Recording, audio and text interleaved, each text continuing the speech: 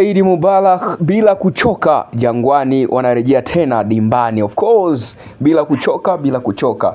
Kama kawaida, kikosi cha Young Africans kiko imara zaidi ya vile ambavyo watu wanafikiria. Yes, baada ya kudondosha alama dhidi ya TRA United in the house in the building, leo tena wanashuka dimbani dhidi ya Mtibwa Sukari. Yani kitawaka pale Manungu, kila mmoja atahesabu hesabu zake. Ni Young Africans chini ya Pedro Goncalves, huku Young Africans wanasema tutarejea tukiwa imara. Unaielewa hii kauli Sasa kama kawaida, Jigijara screen protector bora muda wote atakuwa pale, na huyu ndiye ambaye ameifanya kikosi cha Young Africans kuwa kikosi bora zaidi, kwa sababu kuna baadhi ya makosa yanafanywa na center back, hasa Frank Asink.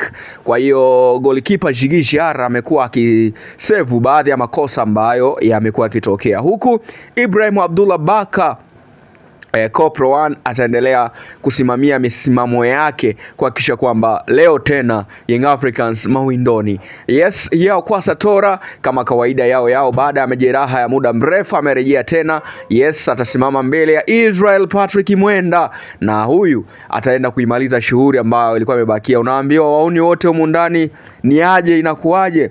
Kazi ipo, basi ile kazi wanaenda kuimaliza watu. Ni yao kwa Satora Mohamed Hussein Zimbo Junior ambaye amekuwa na kiwango bora zaidi kwa takriban misimu mingi sana. Hapa tunazungumzia best of the best defender ambaye amekuwa na kiwango bora. Aliweza kumzuia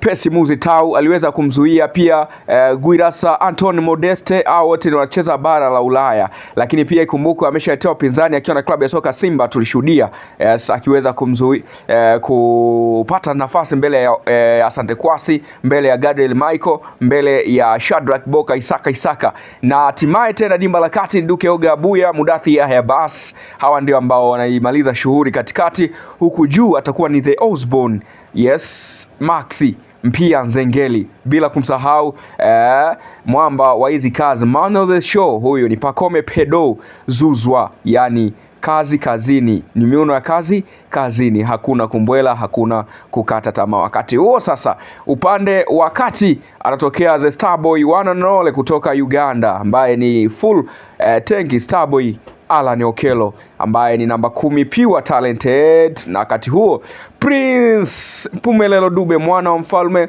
akiwa anatarajiwa kurejea tena kikosini baada ya majeraha wapata katika mechi dhidi ya TRA United. Unaambiwa vipi? Mambo ni moto, mambo ni fire bana, tukutane uwanjani.